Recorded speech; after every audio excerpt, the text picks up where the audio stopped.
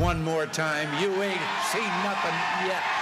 You have given me an opportunity and a responsibility that comes to few people. I'm humbled by the trust and the confidence of my fellow citizens. The task of perfecting our union moves forward. Welcome back to Red and Blue. That was a few of President Biden's predecessors after they each successfully won another 4 years in the White House.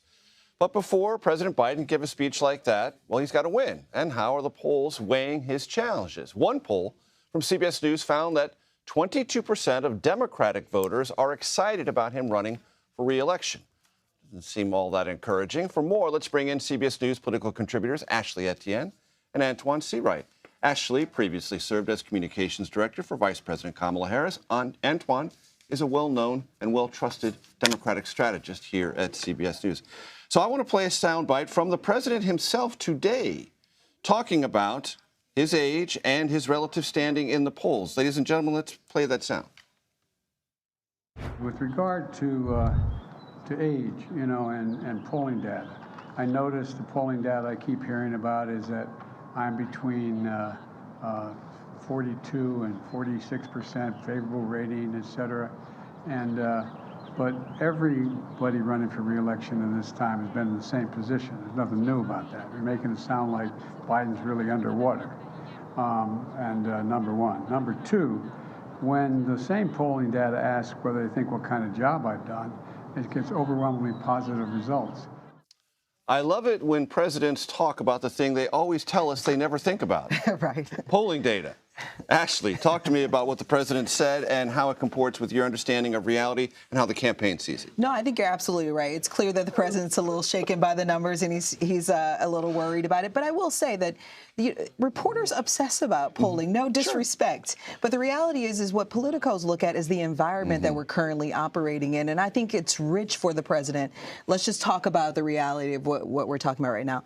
Donald Trump's back is against the wall with the indictments from New York to Georgia.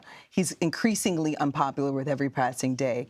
DeSantis hasn't caught fire yet. The investigations on Capitol Hill have yet to catch fire as well. So from my perspective, and I think from the way the party is looking at it, is this is an incredibly rich environment for the president. And then you couple that with the fact that he's passed these big, incredible, transformative legislation in bipartisan ways.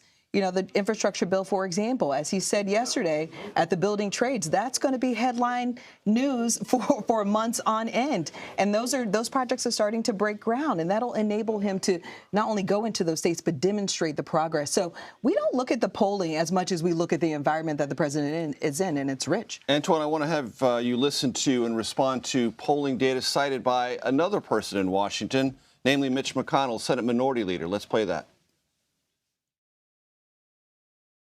I was looking at a poll this morning that said 70% of the people in our country don't think the president ought to run again. I would put myself in that group. 70% don't want the president to run for re-election. Antjuan, take that apart for us. Well, Major, I'll be consistent and remind folks that polling is simply a snapshot of the time, but polling does not define the time. And if you look historically at candidate Joe Biden, those same poll numbers indicated that he was on his way to not being our party's nominee, not winning the presidency.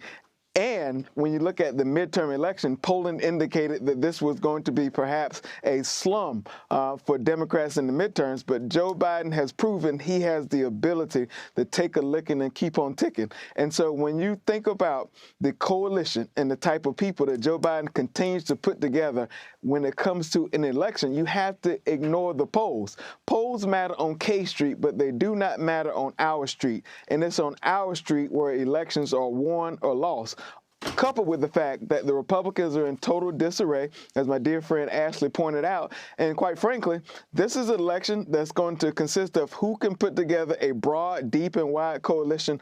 I will put my money on Joe Biden any day of the week.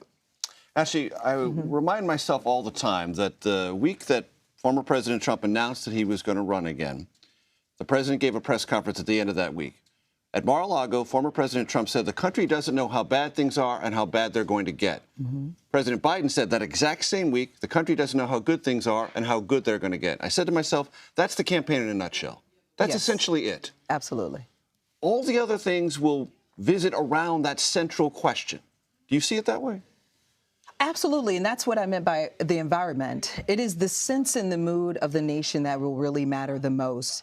But I will say But that if Trump tells you it's terrible and you don't believe that, you're not going to vote for him. If Biden tells you it's great and you don't believe that, you're not going to vote for that either. I mean, it's how people answer that question for themselves. That's exactly what I mean. But here's the thing: is that Biden has the advantage over Trump because he has more ability to influence and impact the mood of the nation, whereas Trump does not. The other thing is that Biden is the type very different from Trump, whose eyes are always looking up, is always optimistic and hopeful, right? Always looking at the little guy and their circumstances and trying to improve those. So he's in a stronger position than Trump is, even if the country might not feel 100% that things are going in the right direction. He's got the ability to transform those feelings and those going into the Antjuan, election. take that apart, that contrasting statement from Trump and President Biden last fall. Well, I think elections are about contrasts, and what the Republicans have to wrestle with is that this president will literally go into this reelection more handsomely positioned from a policy standpoint and a political standpoint than any other president combined, than all other presidents in my lifetime, I'm sorry. And I know there's a lot of noise out there about his age and whether or not he's up for the task, but look, think about this. There's no substitute for experience, Major. You should know this more than anyone else being around Washington, D.C. And then the second part about this, think about what this president has done and what Donald Trump cannot speak to. From the bipartisan infrastructure law, CHIPS and Science, Inflation Reduction Act, marriage equality, 12 million jobs, historical investments in historical black colleges and universities, more black women on our nation's highest courts than all other presidents combined, first gun violence bill in the nation. When it came to police reform, the Congress could not get it done, but he was able to get it done by way of executive order, and he's still not done. So this campaign will be about, we've done legislation, so it will be about education and implementation. The Republicans cannot speak to any of that.